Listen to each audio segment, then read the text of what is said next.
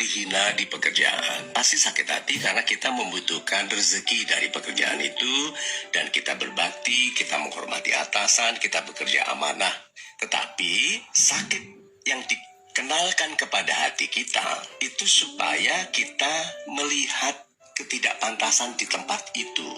Kalau kita tidak pantas di satu tempat, itu bisa kita yang kurang menghasilkan, kurang hebat, atau memang tempat itu bukan untuk kita. Result is the best politics. Hasil itu politik terbaik. Kalau kita menghasilkan sangat baik, kita tuh disayangi. Jadi kalau kita diperlakukan tidak hormat di kantor, biasanya berhubungan dengan penghormatan kepada hasil. Tetapi ada kalanya di mana Anda sangat menghasilkan, Anda berperan, masih tidak dihargai. Itu seperti pemberitahuan dari Tuhan, kamu nggak boleh di situ. Pengalaman guru yang terbaik itu memang iya, tetapi yang terbaik sebenarnya bukan pengalaman, tapi pengalaman siapapun atau pengalaman orang lain itu adalah guru yang terbaik. Karena untuk kita menjadi lebih baik itu kita tidak harus mengalami sendiri, karena kita bisa belajar dari orang lain. Apakah sampai harus jatuh supaya bisa merasakan bahwa jatuh itu sakit? Enggak. Kalau saya melihat orang lain jatuh sakit, saya tidak perlu jatuh untuk tahu bahwa jatuh itu sakit. Jadi gimana caranya saya nggak jatuh? Karena sakit. Apa udah pernah kamu? Ya nggak harus pernah. Saya pernah lihat sampean jatuh, luka terus nangis. Kenapa saya harus mengulangi itu?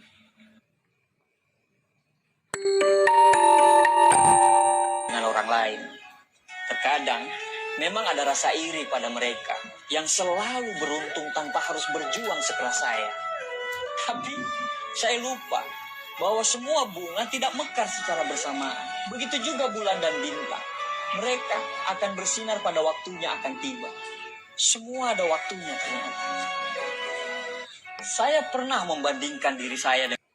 Ada seorang bapak yang berkata pada anak laki-lakinya, karena kamu sudah menyelesaikan pendidikan, ayah akan memberikan kamu sebuah mobil yang sudah ayah beli sejak lama. Tapi sebelum mobil ini jadi milik kamu, kamu harus membawanya ke dealer untuk melihat berapa harga yang mereka tawarkan. Cerita ini adalah cerita yang ayah saya ceritakan ke saya, yang selalu menjadi pedoman saya selama saya hidup. Begini kelanjutannya. Anak laki-laki ini pun membawa mobilnya ke dealer dan memberitahukan kepada ayah bahwa mereka menawarkan harga 16 juta untuk mobil tersebut dengan alasan karena mobil itu sudah sangat usang. Ayah pun bilang untuk jangan menjual mobil tersebut dan menyarankan untuk pergi ke Pegadaian. Setelah sang putra sampai di Pegadaian, Pegadaian menawarkan harga mobil hanya 1,6 juta untuk mobil tersebut dengan alasan yang sama, yaitu sudah sangat usang. Sang ayah kembali berkata untuk jangan menjual mobil tersebut